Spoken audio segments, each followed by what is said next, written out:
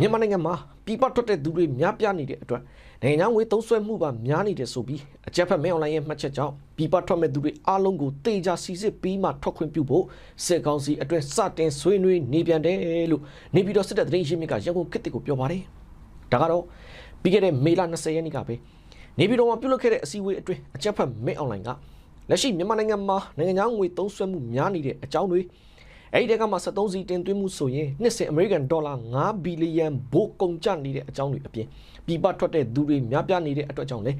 နိုင်ငံငွေသုံးစွဲမှုပါများနေတယ်ဆိုပြီးမှတ်ချက်ပြုပြောဆိုသွားတာပါအဲ့ဒီနောက်မှာပဲစစ်ကောင်စီရဲ့ဌာနဆိုင်ရာတွေအတွင်းမှာမဲအွန်လိုင်းရဲ့ပြောဆိုချက်တွေတဲကပြည်ပထွက်တဲ့သူတွေများနေတဲ့ကိစ္စနဲ့ပတ်သက်ပြီးဆွေးနွေးမှုတွေလုပ်နေပြီဖြစ်တယ်လို့လက်ရှိနေ့စဉ်ပြည်ပထွက်ခွာနေတဲ့ဖျားဘူးသာသနာပြုအလဲစေးကုကျောင်းသားစီးပွားရေးအလုပ်ကိုင်းစတဲ့အကြောင်းအရာတွေကိုသွားတဲ့သွားလိုက်တဲ့သူကိုပဲခွင့်ပြုဖို့နဲ့ပြည်ပထွက်မဲ့သူတွေအားလုံးကိုအခုတင်းကျပ်ထားတာထက်ကိုနောက်ထပ်တေချာစီစစ်ပြီးမှထွက်ခွင့်ပြုဖို့ဆွေးနွေးနေကြတာဖြစ်တယ်လို့နေပြည်တော်စစ်တပ်သတင်းရင်းမြစ်ကရန်ကုန်ခေတ်တစ်ကိုပြောထားပါတယ်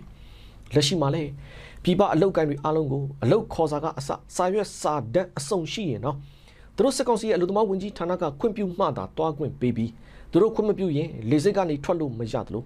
အခုတခါထပ်ပြီးစီစစ်မယ်ဆိုတော့အလုပ်သမားတွေအပြင်အလဲပတ်သွားမဲ့သူတွေအပါဝင်စေကူတာတွေကြောင်းတက်တာတွေစတဲ့အကြောင်းတွေနဲ့ပြည်ပထွက်မဲ့သူတွေကိုပါသူတို့စစ်ကောင်စီကခွင့်မပြုရင်တွားခွင့်မပေးဘူးဆိုတဲ့ပုံစံမျိုးတွေလှုပ်လာမဲ့သဘောပါပဲလို့ရန်ကုန်အခြေစိုက်ပြည်ပအလုပ်ကိုင်အေဂျင်စီလုပ်ငန်းရှင်တဦးကမှတ်ချက်ပြုပြောဆိုထားပါတယ်ခင်ဗျ